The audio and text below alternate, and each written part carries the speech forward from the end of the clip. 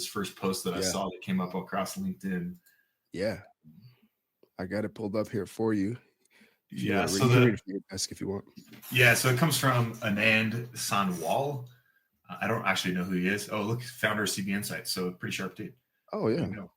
I just saw the post and I thought it was interesting, mainly because if you're an entrepreneur or desire to be an entrepreneur and you're listening to this podcast, the statistics are that less than 9% of entrepreneurs have MBAs. Right? Most people who go get MBAs are looking to get jobs in the C-suite or go work for other actual successful entrepreneurs. They're not actually looking to go become entrepreneurs themselves. And so there's a big difference between how it plays out on paper and how it plays out in the real world, right? And the same could be said for, some people understand X's and O's in football really, really well.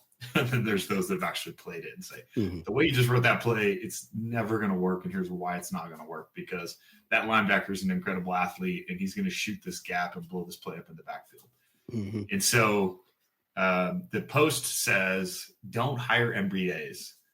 That per this 1981 memo, hiring from Bear Stearns, right? They sought people with a degree of PSD, which they called poor, smart, and a deep desire to get rich, meaning hustlers, grinders, gritty people who don't come from money, who didn't have access to everything else and don't have these preconceived notions about the way that they think it should work versus how it actually works.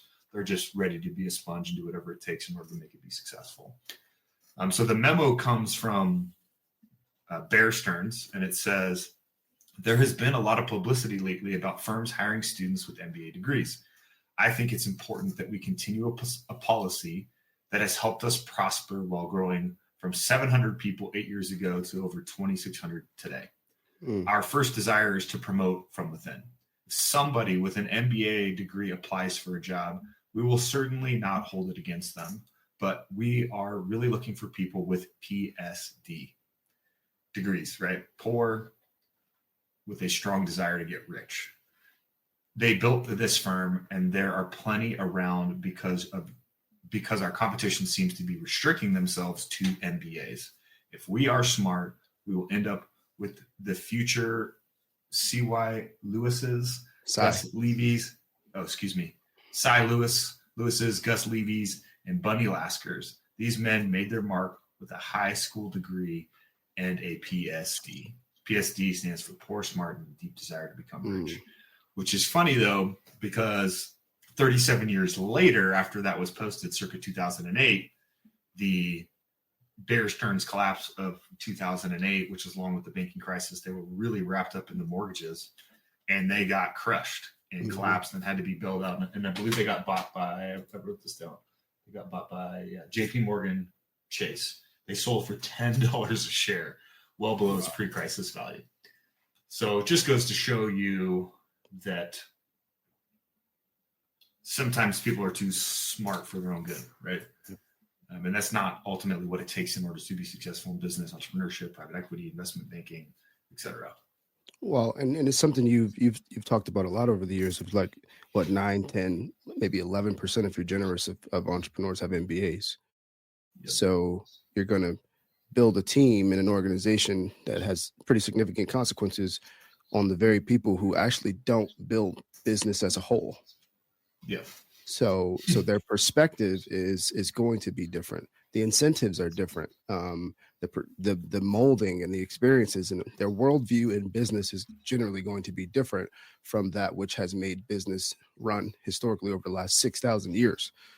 Yeah. So very interesting. That's incredibly and it's an incredibly interesting memo to have, and even the notion of like we've grown to 2,600 people in 8 years on the back of simple folks.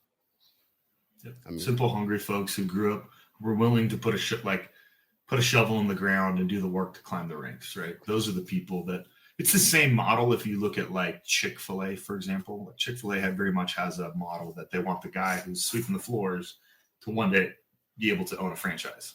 Yeah. It's funny you said different. This is a similar model because I was about to say it's a similar model to the church. I was literally about to say that. I was like, Jesus, with the exception of Paul and Luke, you see the early church being built on the back of fishermen, simple people, entrepreneurs, like, simple people. And I even today, watched. Yeah, I was gonna say I've watched churches fail who try to bring in like an outside pastor to replace the founding pastor, and it never works, right? Yeah. Versus somebody who grew people up within the church, and then the lead pastor steps out, and the pastor from within grows up and takes over the church. Yeah. Well, and that memo too points to what you just pointed out, which is actually, so you have the people in the seats, but the internal handling reflects the need to preserve culture. Yes, Culture. exactly right. Because there is something to be said about when somebody like circumvents the hierarchy and comes in of like, this guy hasn't done anything to build this business, you know? Right. Yeah. That's really good, man. Thanks for sharing that.